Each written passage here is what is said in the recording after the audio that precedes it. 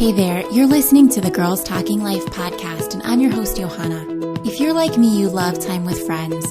I always leave feeling encouraged, inspired to try something different, or I've learned something new. So why not continue to grow even when we can't be with our girlfriends? We're not made to do life on our own, so in each episode of this show, I'll bring you a girl and her story to give you refreshing ideas to stir your soul. Let's walk this road together. Are you ready to talk life? Welcome to the show. I'm so glad you chose to spend a little bit of your day here. If you've been enjoying Girls Talking Life, be sure to subscribe on iTunes or wherever you get your podcasts so that every other Monday when a new episode is released, it goes straight to your phone. You can also join the Girls Talking Life newsletter by signing up at girlstalkinglife.com, and that will make sure that every episode is delivered to your inbox along with the show notes. On the last episode, Holly Starr joined me to share her story and tell us about the Yes necklace. The necklace is a symbol of trust. It is hand-stamped by Holly in honor of widows around the world. I got mine a few weeks ago, and I just love it. It is dainty and beautiful and perfect to wear every day as a reminder to trust God. And guess what? We're giving one away. For a chance to win a Yes necklace for yourself or to give as a gift, all you have to do is share the podcast on social media and be sure to tag us, Girls Talking Life, to be entered to win. Today, I'm talking with my friend, Alexandra Kuykendall. Alex is a trusted voice for Christian women speaking on issues of how faith impacts everyday life. She is the co-founder of the Open Door Sisterhood, a community of women working to be world changers for good right where they are. She co-hosts a podcast and a retreat under the same name. Alex is also the author of 4 books. Her new book actually releases tomorrow, and we're going to be talking about that a lot in the show. We start off, though, talking about parenting. Alex is a little farther along than I am, and we are both girl moms, so I just love hearing what she has to say on this topic. Alex talks about the expectations that we have for our kids, how we respond to them, and she also shares what it means to talk to our kids in their currency. We go on to talk about Alex's books, why she wrote them, how she believes small changes that are realistic to implement and ones that can be sustained over time are the best way to love the life that you have. Then we dive into what it means to love your neighbor, how to go about actually doing it, and why it's so important. Alex walks us through the 7 practices her new book, Loving My Actual Neighbor, is based on. We talk about what it's like for an introvert to jump into spaces that are uncomfortable, and she gives great practical things that we can do to love the people around us better. Here's my conversation with Alex. Hello, Alex. Thank you so much for joining me on the show today. Oh, it is my pleasure. Can you start off by just telling us who you are and where you live and who the people in your life are? Yes. Well, who I am. I don't really know how to sum that up, but I can start with the people in my life. I am married to my husband, Derek. We've been married for 20 years, and he runs a ministry here in Denver that provides transitional housing to people coming out of homelessness, usually due to domestic violence or addictions. So that's a big part of our family's life. And we have together 4 daughters that range in age from 7 to 16. And we live here in Denver in the city. So we just went through a school strike, which was crazy, but really educational for all of us. It was a really big learning experience. And we love being in the city. It's part of our family vibe. So when I'm not driving people around and trying to figure out what's for dinner, I write books and I co-host a podcast and co-host some retreats with my friend Krista Gilbert. And we do that under the umbrella of the Open Door Sisterhood. And that's kind of how I met you. Yeah. I had responded to an advertisement for a position, an intern really, for the Open Door Sisterhood. And I didn't end up working with you in that exact capacity, but you found something for me to do. And I got to be your social media sister for a year. Yes, we so appreciate that. It was really, really helpful. You know, this is kind of all hands on deck operation that we do. And it's not a moneymaker for us. So when people step in and say, I want to help with the small things, and it wasn't a small thing, it was a really big thing, because taking one little sliver of responsibilities helps somebody. And so I encourage people when they are feeling called to step in and help to be really specific about where they can help and how they can help. And you did a great job of saying, I can do this for a year and this is what I can do. And this is how much time I can dedicate to it. And that's perfect. That is exactly what people need when they need help. So not just me, but I think everybody, when we offer to help, it's always great to be specific. And it was a great experience for me because I got just an insight into the Open Door Sisterhood and then how to run a podcast, which, as you can see, is something I'm interested in. Yeah, well, that's what makes it so fun to be on here today, is to talk from dream and idea stage. And now here we are in our actual lives doing it. That's right. So you are also a former employee of MOPS International. Yeah. And you have some clout in the parenting world, and I look up to you. Well, that's what I always think is funny. Just because I worked at MOPS doesn't mean I know what the heck I'm doing. And just because I have 4 daughters doesn't mean I'm an expert on girls, but I can always talk from my own experiences. Well, yeah, you're a little farther ahead of me. You have your 2 oldest daughters, I know, are at least older than my daughters. So I'm always interested in what you have to say about parenting. And I was having this conversation with my husband last night about where is the balance between training them up in the way you want them to behave and, you know, how you want them to take care of their things in our home versus being critical and being on them all the time because they forget and they don't want to do what you want them to do. How do you find that balance?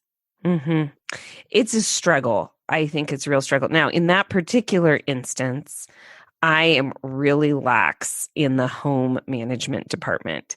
So that's probably not my own area of struggle when my kids leave their stuff around. I think, well, they're just following what's modeled at home.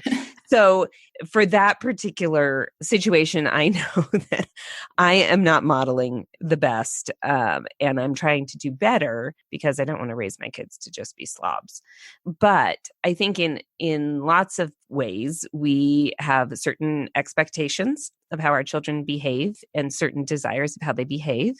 And then they don't behave the way that we want.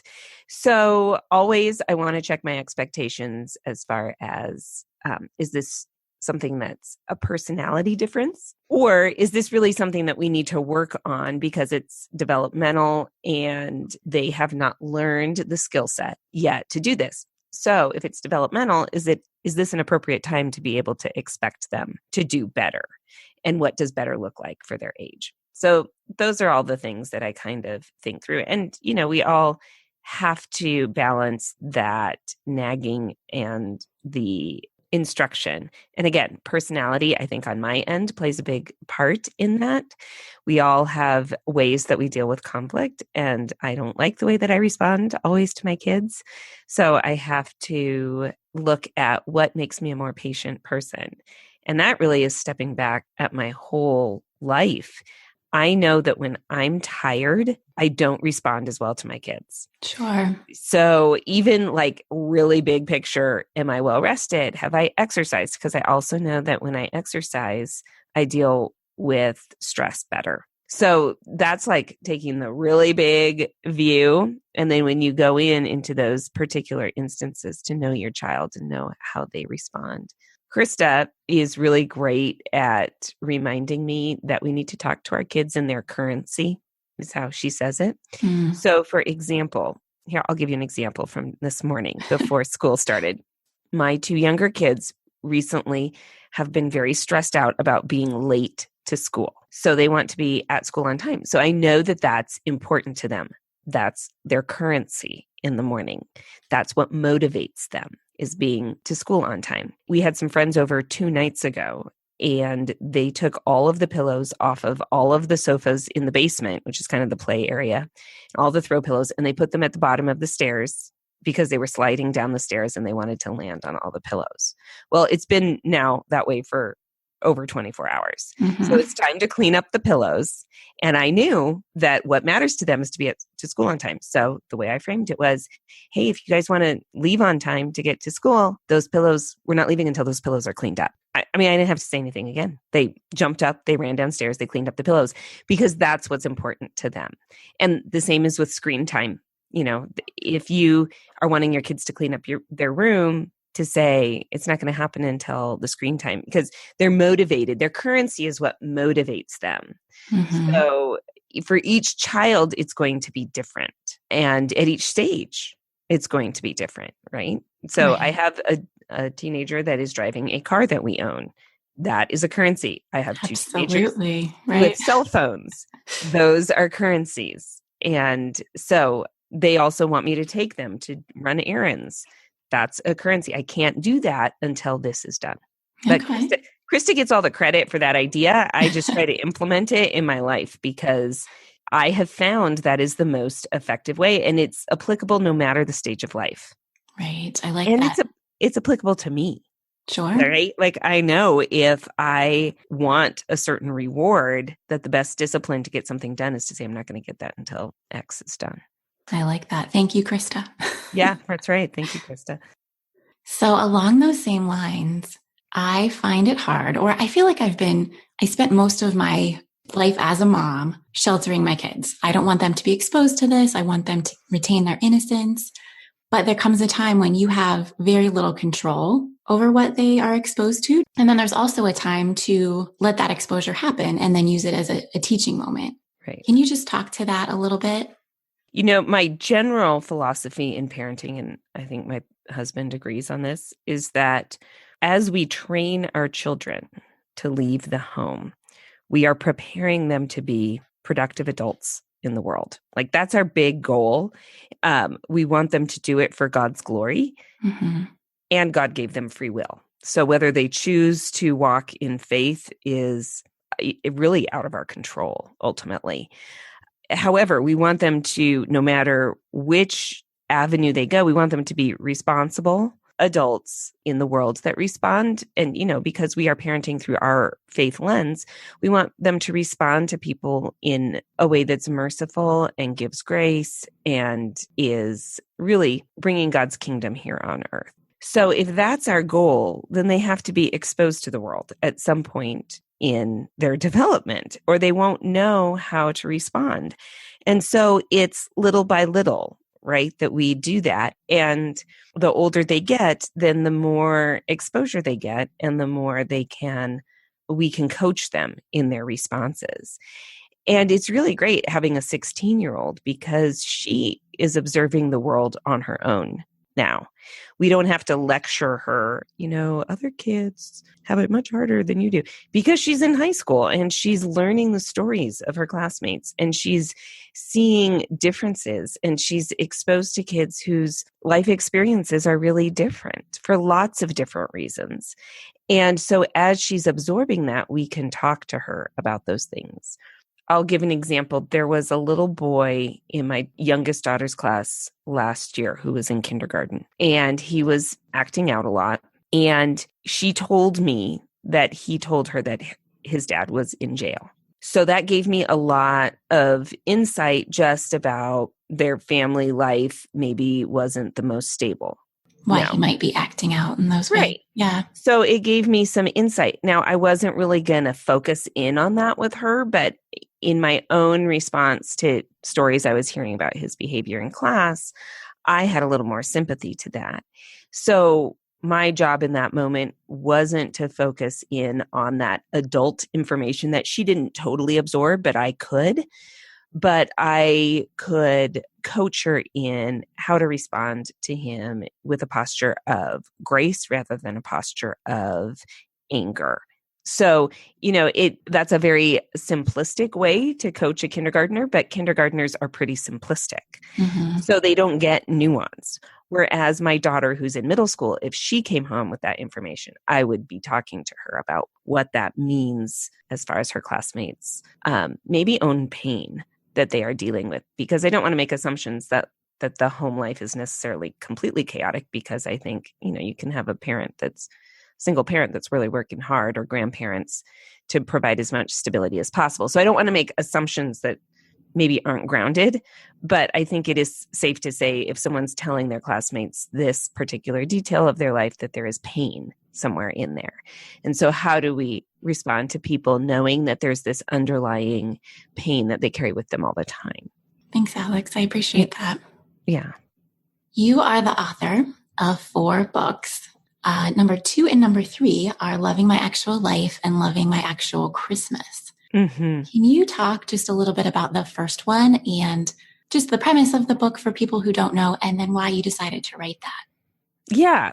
Loving My Actual Life is a 9-month experiment where I decided I was going to look at a different area of my life each month, so 9 different areas, to see if I made small changes, would I enjoy the daily a little more?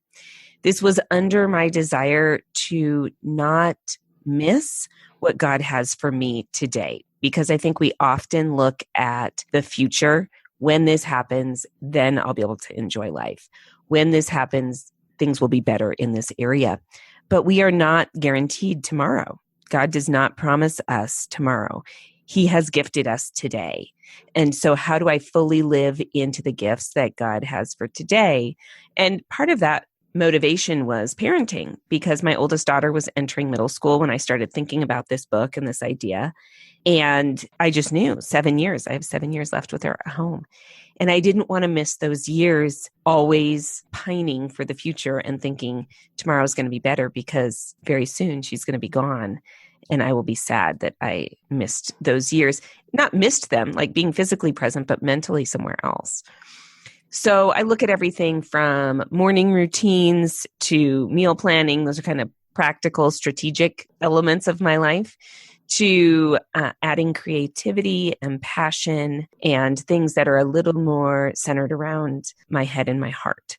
So every month I look at a different thing, and it's a little bit of a journal, reflections, and I encourage readers to go through the experiment with me, whether they do each area for a week where they focus in on that area, or a month. It doesn't really matter. It's more this intentional, if I look at this, will I love today better? And I chose areas that I heard from women, both on a practical standpoint and kind of a bigger picture standpoint, were areas where they struggled. So that's that book. And people have really responded to it well. They like it, and they're still reading it and still doing book clubs around it. And it came out 3 years ago.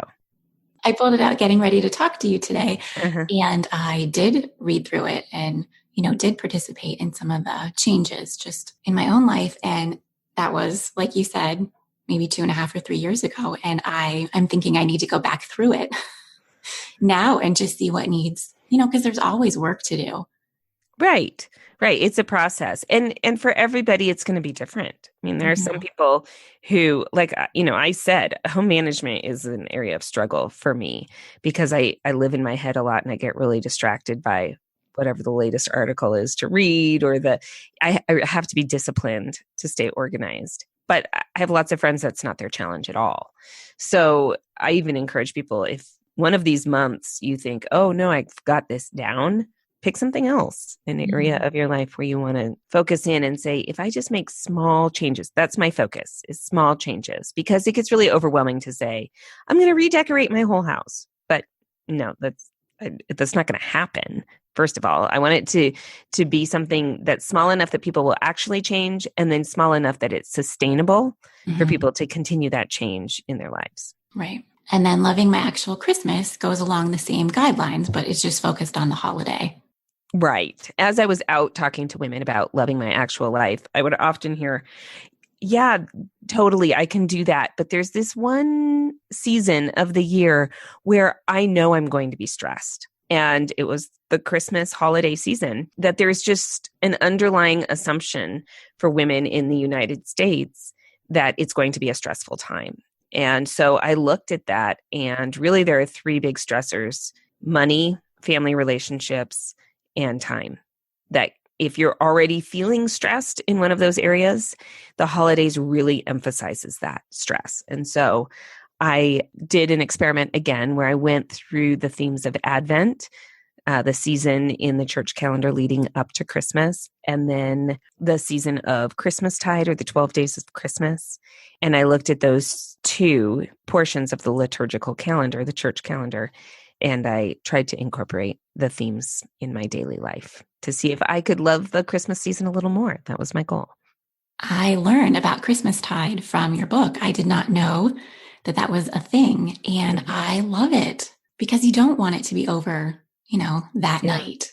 So extending it, is it 12 more days to Epiphany?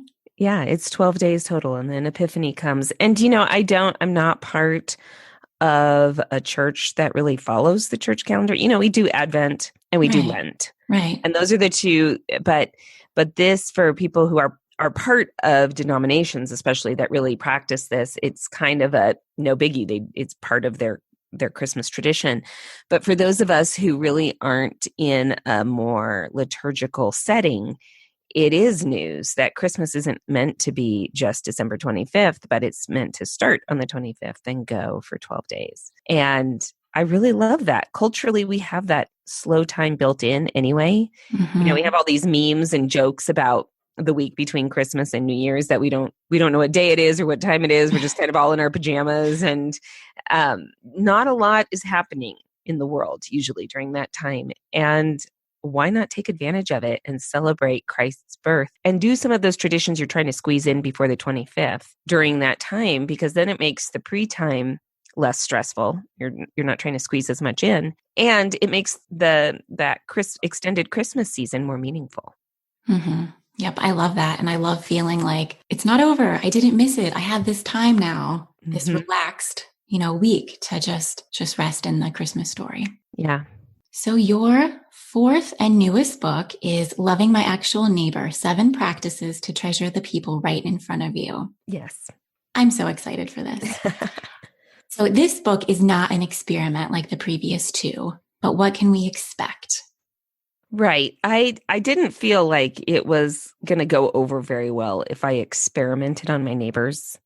I just did, unloving them better and then writing about it, because the truth is I don't know them very well. So it's one thing to share stories about my family and then get permission in my other books. But this one, I thought I probably shouldn't do that. So it just didn't feel right to do an experiment. And I needed to mix it up a little bit. How many experiments of my life are people really interested in? So what I did is I did my research as far as research at my level goes. I talked to a lot of people about what keeps them from loving their neighbors well.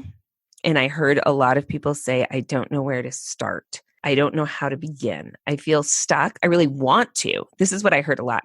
I really want to love my neighbors better. So the desire is there, but I don't know where to start. So I thought, okay, let's talk about starting places and things that are things people can do no matter your circumstances. So whether you live in a high-rise apartment building, or you live out in the country, or you live somewhere in between, what are things you can do no matter your cultural circumstances, socioeconomic, geographic? So I was interested in that. And I talked to people who I thought love their neighbors really well, and Christians especially, and asked them, what do you think the church could do better? And so I started to hear some themes. And then I was pointed towards some scripture that I thought overlaid with those themes, and 7 practices kind of bubbled to the surface based on those 2 things, talking to people and scripture. And they are things that we will never fully achieve, which is why I call them practices. We have to do them over and over, and we likely, the more we do them, the more natural they will become, but we will never be perfect at any of them. So they are holding a posture of humility. I really start with, how are we entering into relationships and conversations? And this posture is how we carry ourselves. So being humble, which means recognizing we don't know everything, that our neighbors are experts in their own lives. That's allowed. And that God is God and we are not. And it takes some of that power away from us, because we shouldn't go into conversations thinking we know what's best for our neighbors. It's not a really great way to approach people. The second practice is asking questions to learn. And really, I wanted to add that to learn on there, because we can use questions in a lot of ways that are manipulative. And I didn't want that to be part of it. I wanted us to carry that posture of humility into asking questions, to really say, I want to know what I don't know. And then the third practice goes along with that, which is being quiet to listen. And if we are going to ask questions, we really need to have enough space in our life to hear. And it's really quieting our spirits too. So if that means quieting a lot of the noise around us so that we have enough reflection time to be able to absorb what our neighbors are saying, but also to listen to the Holy Spirit and hear how God is working in our hearts to learn and maybe change based on what our neighbors are telling us. The fourth practice is the practice I wanted to write the whole book about, but I was informed, probably wisely, that people wouldn't buy a book on being uncomfortable. But I titled it Standing in the Awkward. I mean, the truth is, when we are in relationships with people, especially people who are different than us in some ways, there are going to be awkward moments. And those are the pivotal moments where we either turn around and leave, or just emotionally say, this is too hard. I'm done. I'm shutting down. I'm not really going to engage.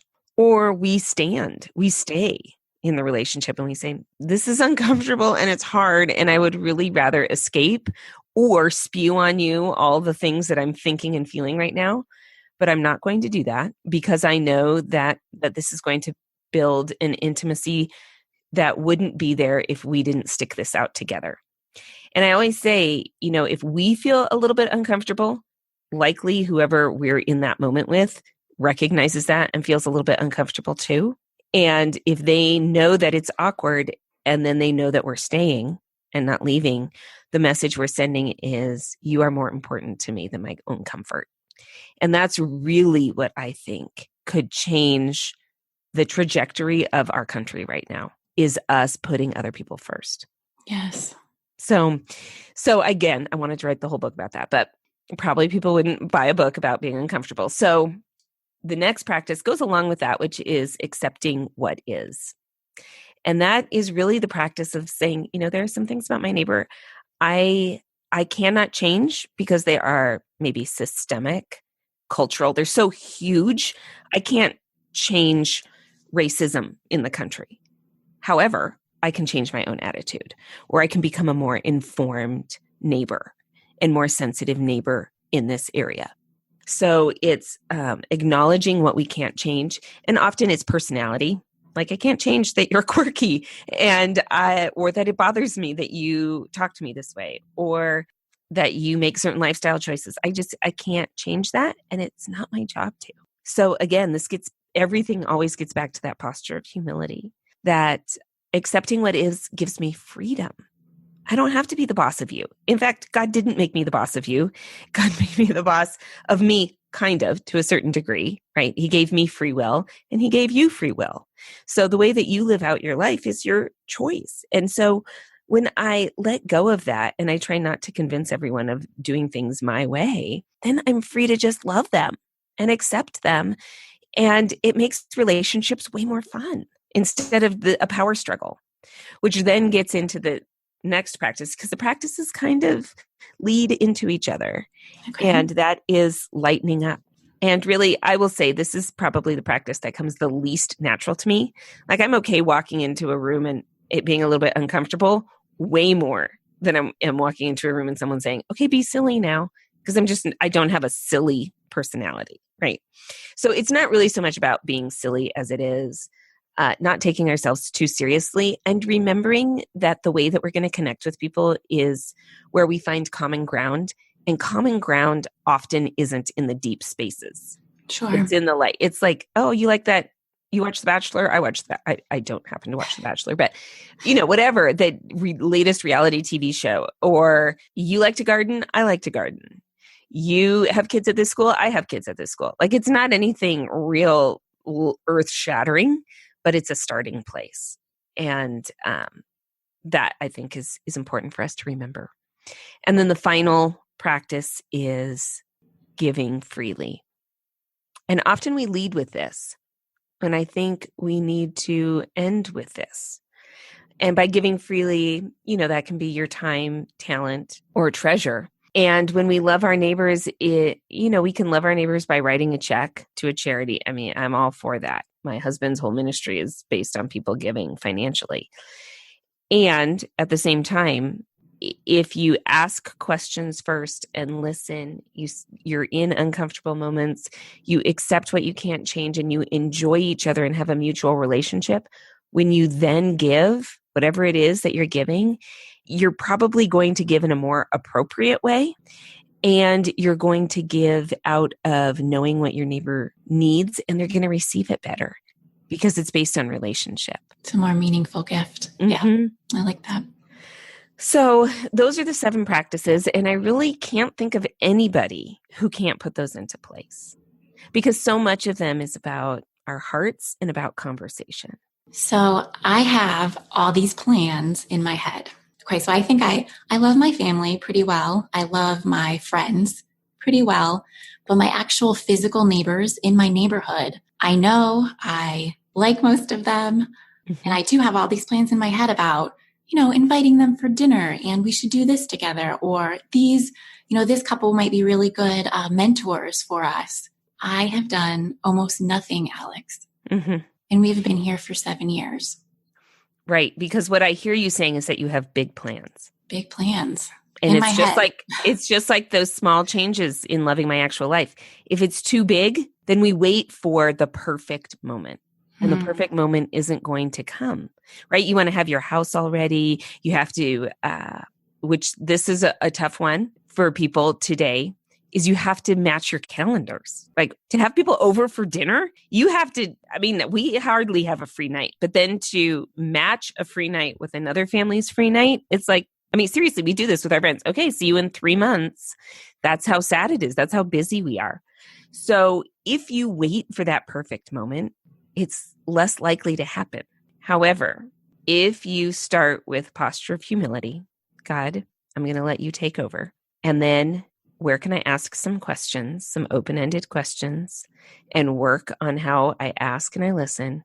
I can do that in the driveway. I can ask one question. Just, what does your weekend look like? That's open-ended, and listen. And what you're listening for is more than the information. You're listening for the heart behind it and the story that it points to. And then that can lead to another conversation. And maybe you invite them over spontaneously inside for a cup of coffee. Let's take this conversation inside right now. And then you're not finding that perfect date and time. You're just making it happen organically.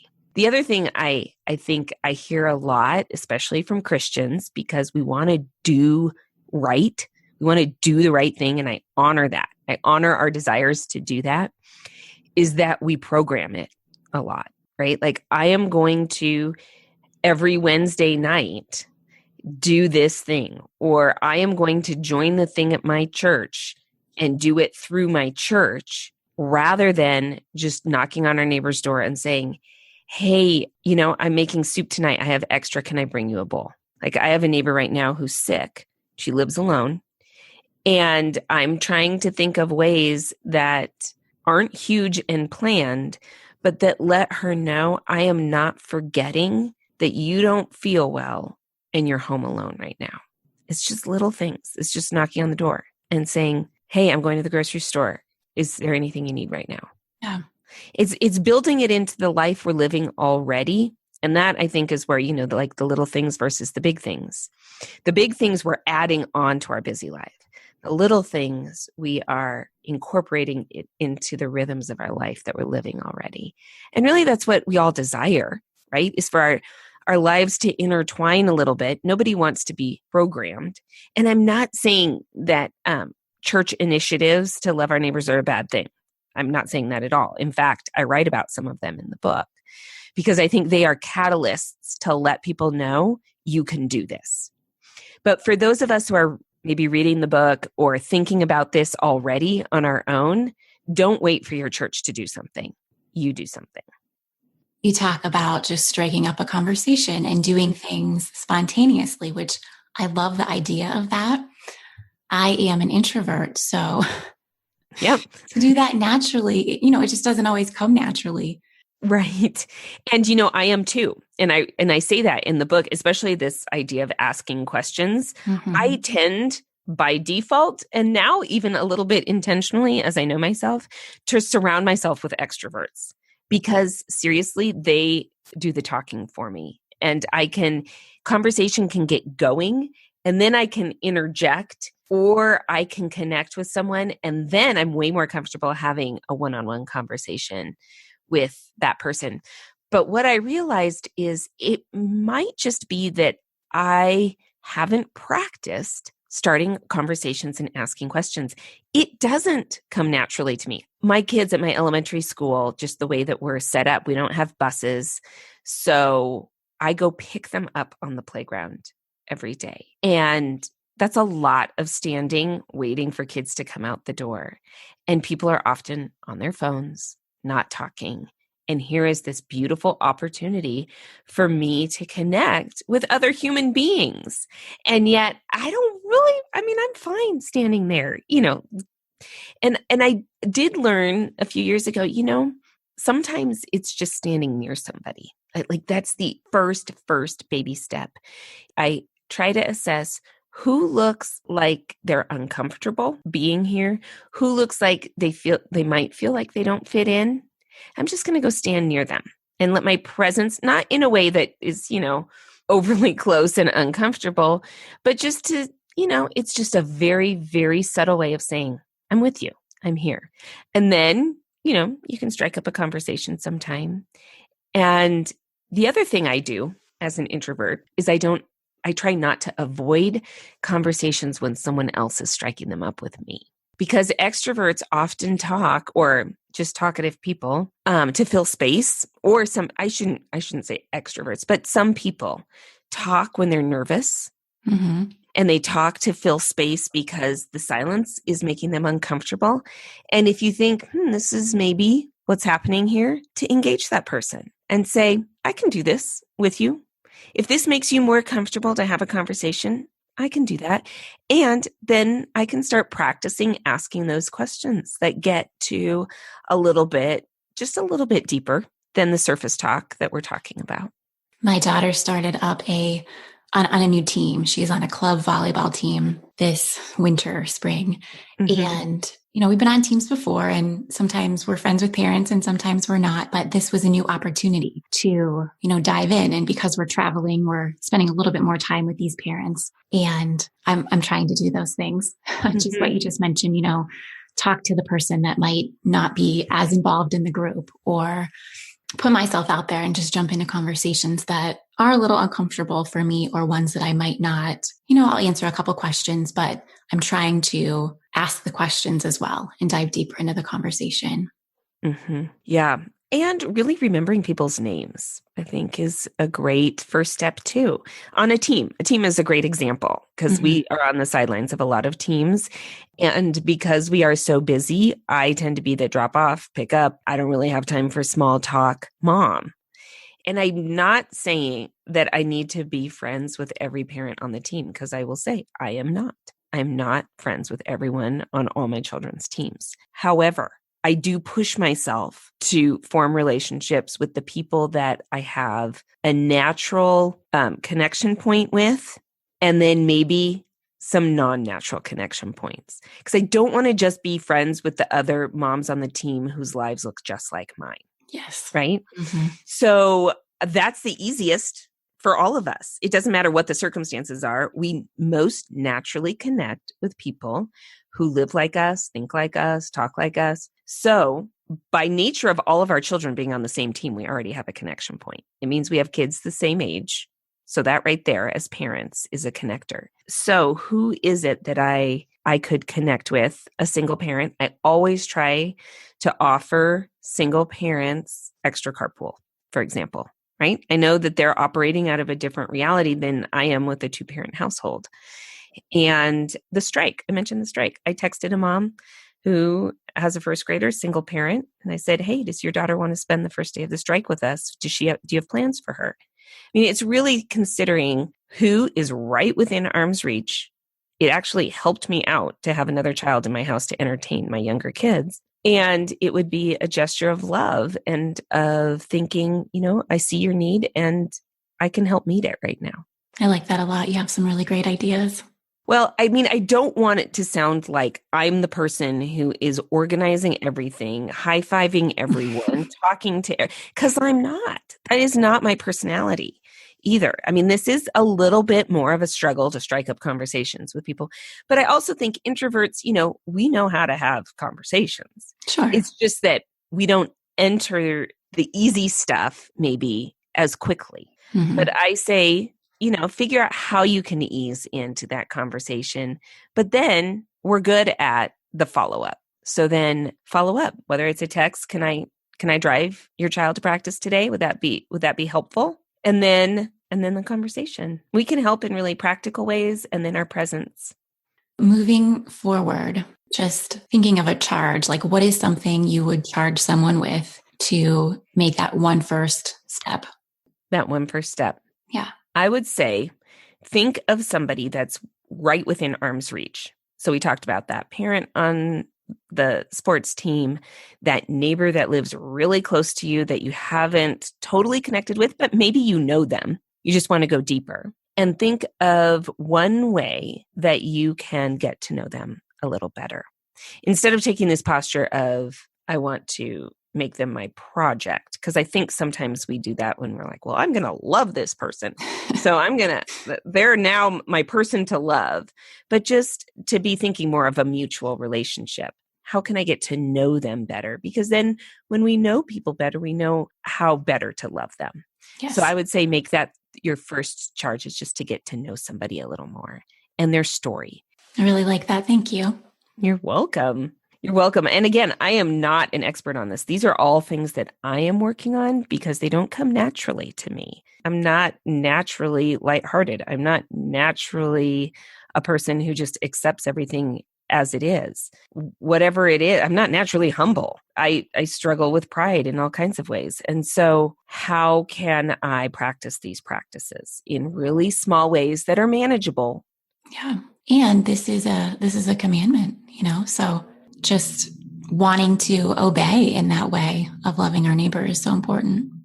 Right. And that really motivates me. As I've been talking to people, some people say, it's not really a motivator for me when someone says you should do this. But when God says, no, this is kind of the most important thing, I'm motivated by that. Right. When he says you should do this, I'm motivated by that. Now, it's also just a more rich way to live and a more enjoyable way to live, to know the richness of your neighbors. And especially if there's some difference there, it's experiencing the diversity of God's creation. That's a more interesting way to experience life. But my main motivation is because God said I should.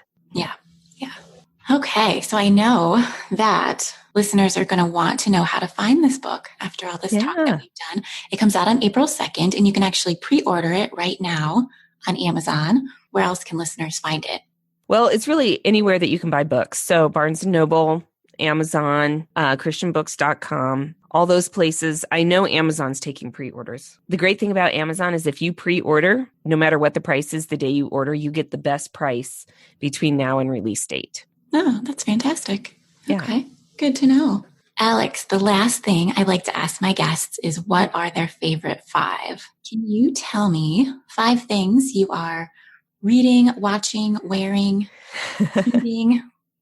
Right. Okay. Well, Krista and I just did our annual Things We Love episode. So I was thinking about some things we love. So there may be a little bit overlap of things that I mentioned on that podcast episode.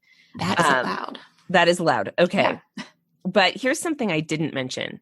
My friend Morgan has a book coming out in August, and it's called Take Back Your Time. And I believe you can pre-order it on Amazon now. It is a time management book. And I mentioned that I'm very distractible. And so I am trying so hard to be better. And this book, I was given the chance to read it early to offer an endorsement. It really offers great strategies to be thinking about, is this the best task for my time right now? And what are the things that require my undivided attention? And it just helps you think through, when is the best time to be performing certain tasks? So take back your time. I'm implementing that time management strategy. Okay. I always used to think that I was so good at time management, but the more and more and more that gets added to your life, oh goodness, it's so hard. So that sounds great. Yeah. So I'm excited about that book. I did mention this in the podcast episode. I'm really into the top coat on nail polish right now. Uh-huh. So I'm using the Essie. It's just it looks like clear nail polish, but it's the top coat. And it makes your nails go from like looking like you did them at home to maybe you had them done. Because I don't go get my nails done, because I don't have time for that. So that's something I'm loving. I noticed on your website that you had Revelation Wellness as one of your top 5, and I still need to do my workout today, but I use RevWell TV to be my workout management system. And I do their little videos that they offer. And I feel like it's really great workout that I can do at home that's affordable and inspirational, and it fits into my schedule. Yes. I probably learned that from you. Yeah. Them. Way cheaper than a gym membership. Yes. And way more doable in my life that's really busy when I can say, oh, I've got half an hour right now before I take a shower. So that's one of my top 5 for sure. Okay. This is going to sound really weird. Do you guys have Dollar Tree where you live? Okay. I think it's pretty national. So I just yesterday went and bought so many cards at Dollar Tree. So I don't know if you know that they have a greeting card section, Hallmark, but they also have packaged note cards. Okay. And it's Hallmark brand. And so, some things I think at Dollar Tree are a good deal and some maybe aren't. But I would say the stationery and greeting cards at Dollar Tree right now, I'm loving the Hallmark stuff I can get there. My mother-in-law was just raving about this. She was. Yeah. Specifically about the stationery? About the cards. She had gotten Valentine's cards for my girls and said, these were only $1. You need to go buy all your greeting cards here. Right. So that's my tip. And let's see, the last thing that I'm loving right now. Well, I'm trying the Universal Thread brand at Target. It's a clothing brand. And I don't know of this. Yeah, it's just one of their lines that they have at Target. And Lindsay, who helps us at the Open Door Sisterhood, she's a good 12 years younger than me and dresses so cute. And this was one of her tips, was this line. She and I are both huge thrifters. So I buy a lot of my clothes at the thrift store, like this jacket I have on right now. Thrift store, it's like $5. So I have a hard time paying full price for clothes of any kind, even at Target. But their Universal Thread brand's really cute. Okay. Have you purchased some items? I have. Yeah, I have. And I've always on the clearance rack, but they are, it helps me because, here's the thing. I'm not very visual. So I am a great person to have a stylist or a home decorator or somebody who just sets it up and says, okay, this is what you should look like. And same with an outfit, like just wear this together, A, B, and C, top, jacket, pants, whatever. So if someone can point me to a brand or a look and say, okay, wear this with this, it just makes my life so much easier because it's one of those thousands of mini decisions I make every day that clutters my mind. And I can really see how people do the monochromatic or the, what do they call it? The capsule wardrobes where you just have, everything's mix and match. I'm a great candidate for that. So I just haven't jumped in to do that yet, but I don't want to think about that. So I agree. Something like, here's a brand. I just think, I'll buy it because she has told me these things are cute. I'm taking her word for it. I like that. I'm going to check that out. Last time I did Target, I did the new pickup service. Oh. So I didn't even go in. It was good. Yeah. Well, and a place like Target where it's so tempting to go, just start walking and putting things in the cart, it can probably minimize your temptation. Yes, element. You can get sucked in. Right. Okay. Well, Alex, I have just enjoyed our time together so much. Oh, well, thank you for having me. It's really fun to be on this after all of the dreaming and thinking and talking and here we are. Yeah. I appreciate your parenting advice and your thoughts on just how you view the world. I appreciate listening to that. And I love that you take what you're working on in your personal life and that you share it, in books and on your podcast, just for other people to learn and be encouraged by what you have to say. Well, thank you. And I mean, with parenting, I don't know what I'm doing. I just think so much of life is showing up, saying, God, I'm going to do my best here, and recognizing that we are a fallen people, parenting other fallen people, same with marriage, married to other fallen people, and that we're going to bump up a lot against each other because none of us are perfect. And so doing our best to walk this journey together with our kids. So your message of lighten up, it sounds like you've taken that very... Well, I try, right? I try. I also know that just as Americans in general, we have a very false sense of control. And as we parent, the more time and resources we have as people, the more we have this idea that we can control things and we can control our kids. And we can't. God gave them free will. And that's what makes the 3-year-old really hard when she's throwing a tantrum in the middle of Target. And that's what makes a 22-year-old really hard when they say, I'm going to go do this and you don't agree with it. It's that dang free will. And so I want to have a realistic sense that I can't control my children, but I can sure tell them over and over how much I love them. Yeah, I appreciate your reminders because we all need those too. All right, Alex, have a wonderful rest of your day. Thanks so much for joining me on the show. Thank you.